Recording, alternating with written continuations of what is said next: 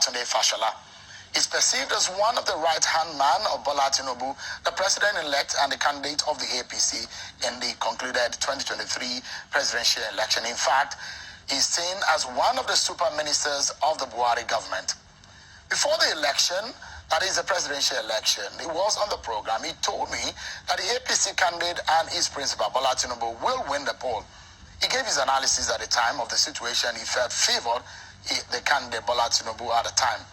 And a declaration of Mr. Bola Tinubu, I've seen a lot of agitation, huge agitations and opposition on the president-elect's victory. I thought we would bring Mr. FASHOLA back on the program when he made some categorical statement, and he thought that his analyses were watertight. Some of the issues raised on the aftermath of the election now will get our attention tonight on the program. And perhaps some of Mr. FASHOLA's team had also supplied me with some information that might be helpful for Mr. FASHOLA's analysis tonight. I have joining me, he's live with us, Mr. Babatunde FASHOLA, SAN, Minister of Works and Housing. Thank you so much indeed for coming tonight. Good evening to our viewers, and good evening to you. Thank you for having me again. Thank you so much. Just about 40 days before you guys leave office. How does it feel? Well, we're winding down, sending in performance reports to the Transition Planning Committee. So hopefully the burden is getting lighter, and we're looking forward to the finish line. Are you like your principal who said he can't wait to leave office? Well, after 21 years, I think that there must be a time when you say, hey, peace at last. Well, just before the peace, and you need younger, fresher minds, really. Indeed, you are not run this race now. You are not any younger than you were when you were governor of Lagos State. Well, before then, I was chief of staff. I started at 39. I'm going to be 60 this year. So wow. I tell young people it's time to push us away. Let's see how that plays out. It's going to be part of the conversation that we'll be having tonight. But I want us to start with the election issues before we now go into your office as the Minister of Works and a few issues here and there. And those who are experiencing traffic on the Lagos-Ibadan Expressway are definitely looking out for how that will end, and perhaps maybe a magic wand you might swing on the program tonight that will solve it. But let's begin with the election. You were very categorical. You thought that Bola Tinubu was going to win. Some said that you were so sure because the APC had the rigging plan. Was it? We had a preparation plan. I challenge our opponents to show me what they did with regards to preparation. I think the Nigerian public saw some snippets of what our situation room looked like. Which other party had that kind of situation room? So we had it in 2015, we had it in 2019, I headed it in 2019, and I had the privilege to head it again in 2023. But behind what I headed was a lot of young people, and it was driven by young people. So they just pushed me in front as the leader, go and take the credit. But all of the work was done by young people, using data, using maps, following up, calling agents, training agents. We trained 2,000 agents. 2,000 agents, because we couldn't train 176,846 agents to man all the polling units. So we trained 2,000 agents from all the states, and we sent them back to the states to go and do training to the agents who were deployed state by state. So, and this is instructive.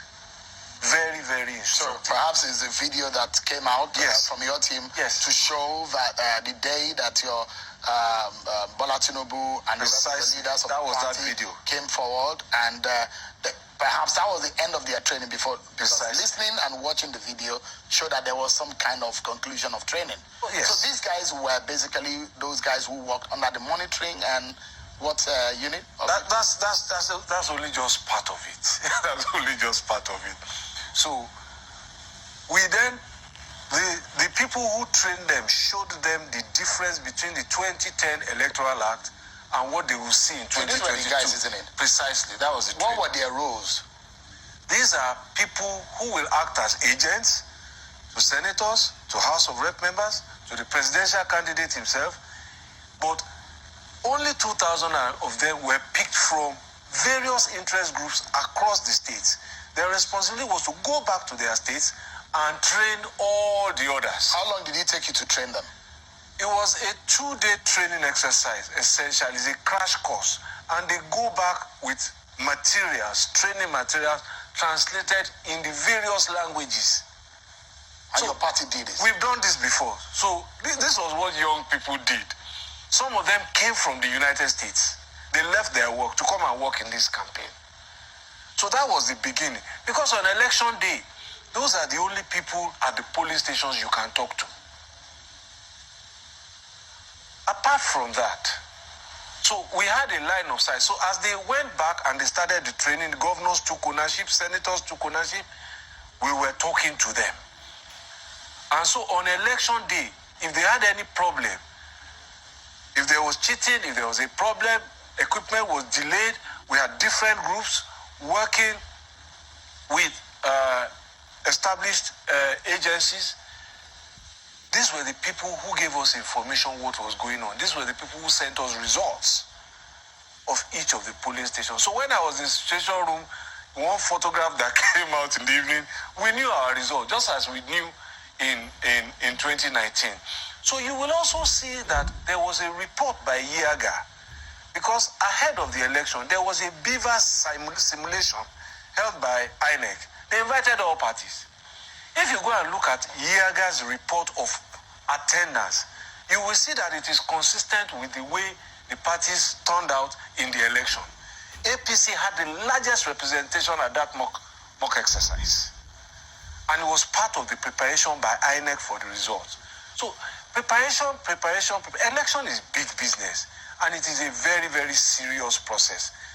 There is a process of certifying election managers in the United States. That's how big the business is.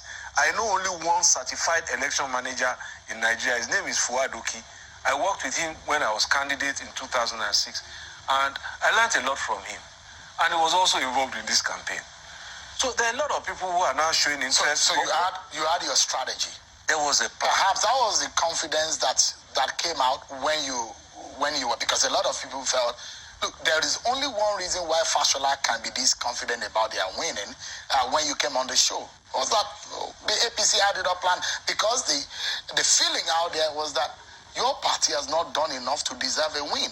That's what you think. Why? Those are the reactions. So let me also tell you, I was optimistic, and those were the words I used, if you play back those tapes. And I did not underrate any opponent. This is a competitive engagement. So, and I'm a sportsman, I don't underrate any opponent, but I prepare very hard. And our team prepared. Our party prepared. The party chairman, the national secretary, members of the national were at that session. That's how seriously they took it. The candidate and his running mate were there. The woman leader was there. So they knew its importance.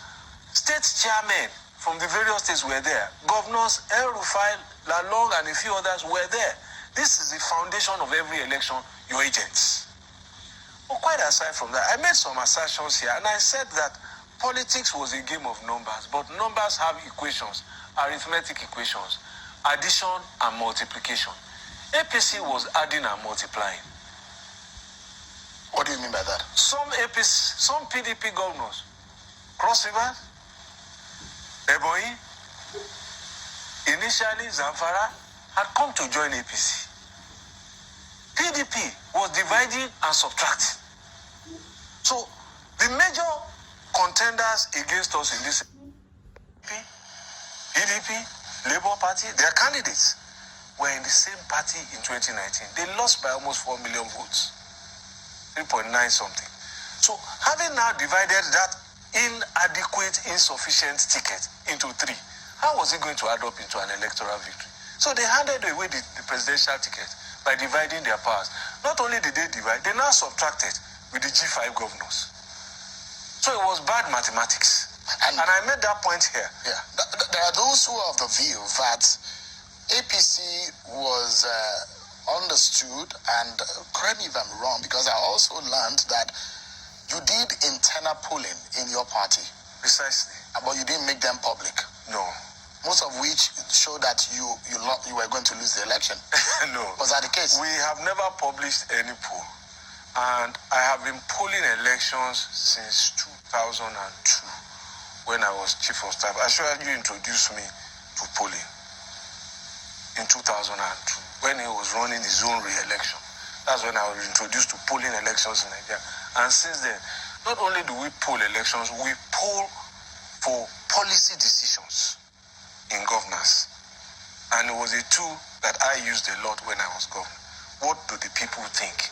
And so, and I came here and I remember I said to you that all of the polls that had a sample size of 1,000 people, that showed 55 or 50% undecided or not willing to participate, at the time they were either badly conducted polls or they were self-serving polls, especially also when you looked at the methodology.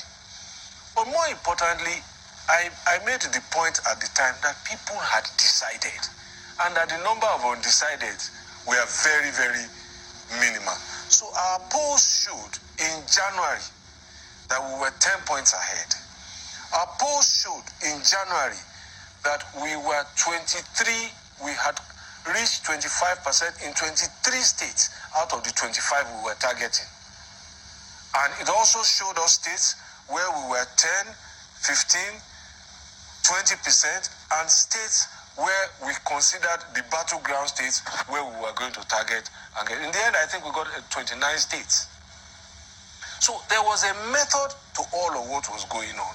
And where, I mean, the assertion and where the opposition said, look, where you knew you were going to lose, you introduced intimidation. And you didn't allow voters to come out. So we knew, for example, that we were going to lose in certain states, and I'm not going to be helpful to the opposition now. And you see, again, some of the things we will learn as we go on, as our democracy evolves, and as the process gets tighter. There are states where you know that you are not going to win. You have never won there. Why are you spending money there? And that is what some more sophisticated democracies do. They just say, hey, I'm packing my bag out of here. I'm going to a state where they are waiting for me. So you knew the states that were going to flip. You knew the states that were not ready to flip. You knew the states that have historically not voted for you. Why are you wasting your time there? And you know the states where they like you. So your problem there is get out the votes. We call it GOTV. Get out the votes. So we concentrated on the GOTV states. And it turned out to be exactly what we predicted would happen. But the flip side of that is that, would you say that your candidate was not loved in Lagos? Your candidate lost in his home? Yes, you see, again, in some cases, you get blindsided. So you were blindsided in Lagos? We were blindsided in Lagos because the opposition turned out their voters there, and you also saw that a party that had been competitive for 24 years, the Umbrella Party, suddenly disappeared. It showed that their support base has shifted.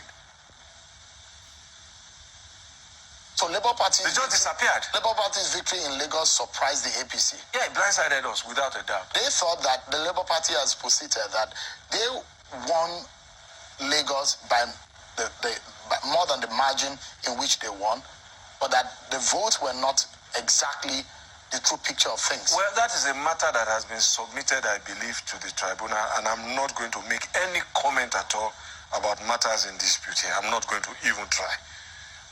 But the point to make is to make the acknowledgement that they turned out their voters, and in the subsequent gubernatorial election, you saw that we turned out our voters, and people didn't turn out to vote. That's all. That's highly disputed also. Well, because of the kind of violence and... I know what happened in my polling unit rivalry in the presidential election. And the alleged intimidation of voters that came up there. By a smaller margin, and the margin was larger in the gubernatorial election. And my polling unit was one of the most covered polling units in terms of press corps and press presence and not one iota of violence was recorded in my polling unit. But you know that there were a lot of violence in Lagos. Well, what has been now being popular as voter Lagos was the headquarters of voter intimidation and tribal and religious ethnic division in that election. So let's take them one by one. In terms of violence, unfortunately, one incident of violence in any election in my country does not cover us in glory. One, wherever it may be.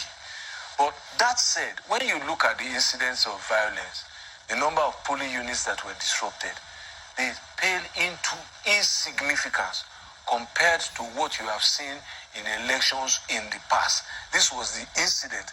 This was the election that had the least reported incidents of violence. And this is data. It's not me expressing my opinion. Because that's one. I'm not privy to what the data you're talking about. No, we have the data. You see, I headed the election planning and monitoring directorate. So it's not only this election's results.